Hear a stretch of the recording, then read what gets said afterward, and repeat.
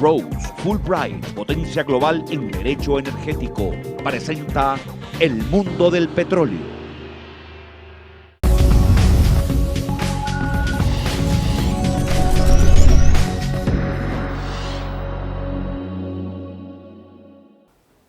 Muy buenas noches, bienvenidos al fascinante mundo del petróleo.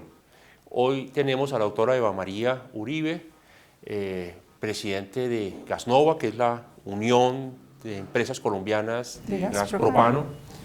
Ella nos va a hablar sobre un combustible muy importante en la historia del país y con mucho futuro, esperamos todos, que es el gas propano. Bienvenida, doctora Uribe. Gracias, Alejandro. Un gusto estar acá compartiendo con ustedes estas impresiones sobre el gas propano.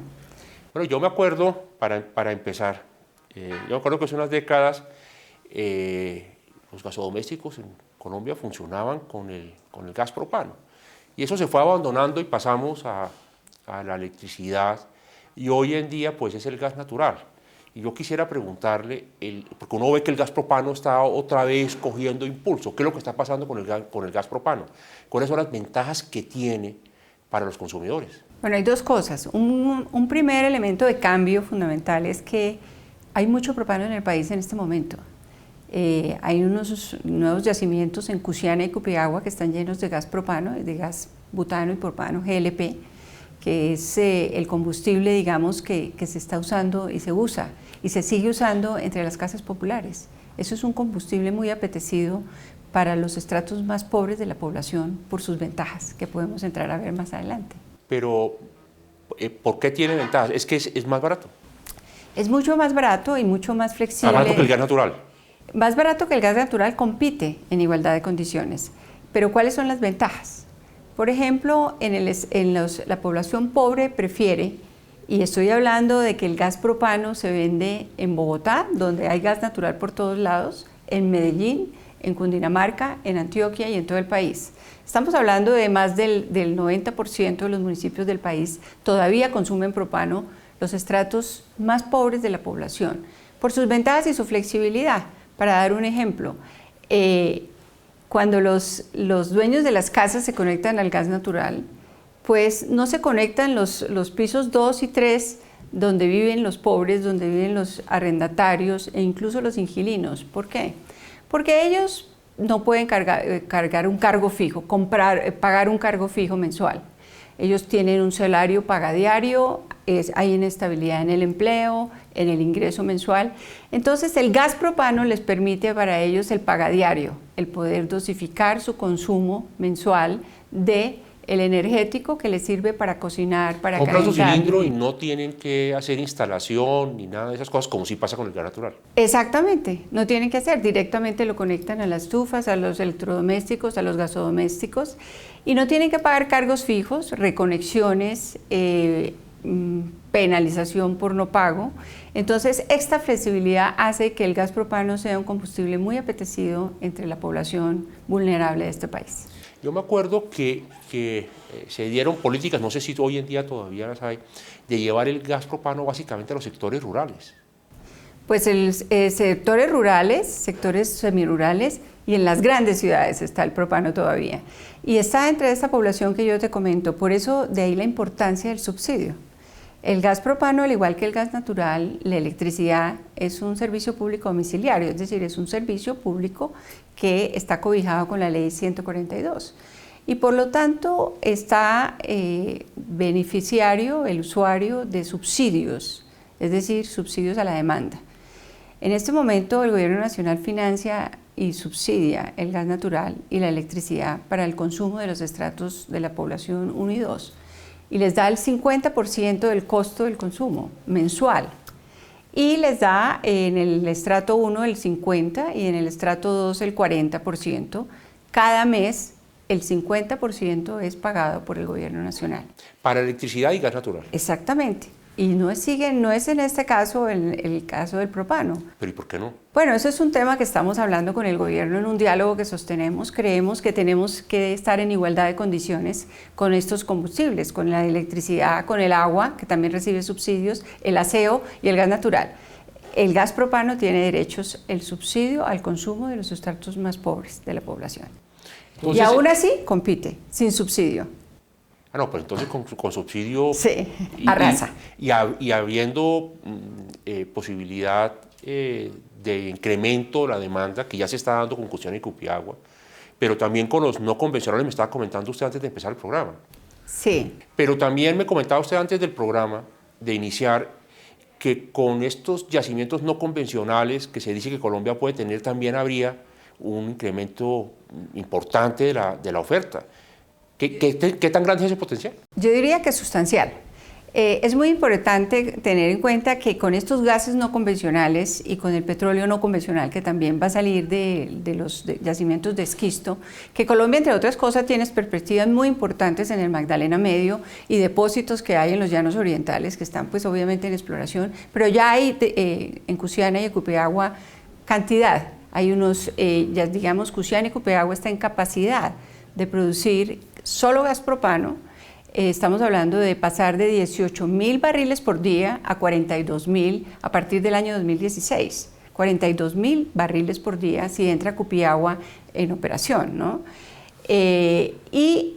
Tenemos todos los yacimientos del Magdalena Medio y la Revolución Americana, donde va a haber cantidad de gas propano y de gas butano y de gases no convencionales saliendo de los depósitos de gas de esquisto de los Estados Unidos que van a poder ser fácilmente importados. O sea, hay excedentes de producción nacional previstos hacia adelante y posibilidad de enormes cantidades importadas. En el pasado nosotros abandonamos el gas propano porque no había suficiente oferta.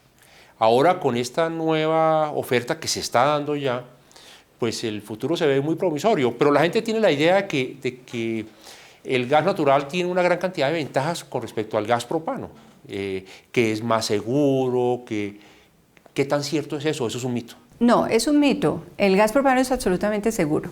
Las compañías que en este momento distribuyen en Colombia el gas propano son compañías certificadas, son compañías dueñas de marca que tienen todos los requisitos que exige el Código de Comercio para el dueño de una marca, es decir, hay responsabilidad de marca. O sea que los cilindros que consumen la población están absolutamente sujetos al lleno de unos requisitos, certificaciones, seguridad en el llenado, seguridad en la distribución y en la instalación al usuario. O sea que es un mito de que el gas propano es peligroso, es absolutamente seguro, al igual que lo es el gas natural. Porque lo que decían, perdónenme que la interrumpen, sí. Porque lo que decían es, como el gas propano es un poco más pesado, si hay alguna fuga es más difícil evacuarla frente al gas natural. Pero es cuestión de ¿qué? De tener mucho cuidado en su uso. ¿Qué recomiendan? No hay fugas porque primero el cilindro es absolutamente blindado y las llaves y todo está absolutamente garantizado de que solo sale el flujo que es necesario para el uso que sea necesario, ¿no? Ahora, hay otras ventajas, hay ventajas importantes en potencia. Por ejemplo, el gas propano, en este caso usado para vehículos, para combustible de vehículos que se denomina el autogás, pues es muchísimo más usado en el mundo. Estamos hablando de 23 millones de vehículos que se mueven con gas propano en el mundo. Y después del diésel y la gasolina, el combustible que más se usa es el propano. ¿En el mundo? En el mundo. En el mundo. Todos los taxis... Yo pensé que era el gas natural. No, es el propano, es el autogás. Todos los taxis de países como Polonia, Turquía, Japón, Corea, se mueven con autogás. ¿Por qué? Porque tiene mucha más autonomía y mucha más potencia. Después de la potencia de los motores, después del diésel y la gasolina, el motor más potente es el que se mueve con propano. Muchísimo menos pesado, es decir, se almacena de una manera mucho más fácil, casi tan equivalente como almacenar gasolina en el automóvil. Y tiene una autonomía de 420 kilómetros con que se llene un tanque de un carro, mientras combustibles de la competencia están hablando de 120 kilómetros de autonomía. Nosotros estamos hablando de 420 kilómetros, un automóvil que usa GLP, autogás. Esas son ventajas que se deben conocer, pero que ya el mundo las descubrió hace mucho tiempo. Pero entonces aquí en Colombia, digamos, lo que vemos es que aquí hay un energético que tiene unas posibilidades muy importantes en materia de diversificación de la canasta porque está subutilizado, pudiéramos decir. A pesar de que está en más del 90% de los municipios, está básicamente usado en el sector residencial, Sí. pero tiene otros usos muy importantes. Enormes potencialidades. Primero, es un excelente combustible para motores, es el mejor combustible para motores. En la industria tiene unos usos como combustible para refrigeración, para calefacción, para todo tipo de procesos de soldadura, por ejemplo, de complejidad, etcétera. El GLP se usa enormemente. Igualmente para generación eléctrica. Usted sí sabe que es el mejor sustituto del diésel en generación, por ejemplo, distribuida. Por ejemplo, todo está en las zonas no interconectadas del país, donde básicamente se genera con diésel. El mejor sustituto es el GLP. Tiene tanta potencia como el diésel, es muchísimo más barato, no tiene que ser importado y perfectamente produce. Hay motores ya, turbinas y motores que generan electricidad con base a GLP. Hasta 120 megavatios, ¿no? O sea que es muy bueno para estas generaciones pequeñas en zonas, digamos, no interconectadas, o como complemento o como backup en procesos industriales, ¿no? Hagamos allí una parada, que tenemos que hacer una breve pausa y ya volvemos después de ella a hablar con la doctora Uribe sobre el gas propano y hablemos en esta segunda parte del programa que viene sobre los retos que tiene para su crecimiento. Ya volvemos.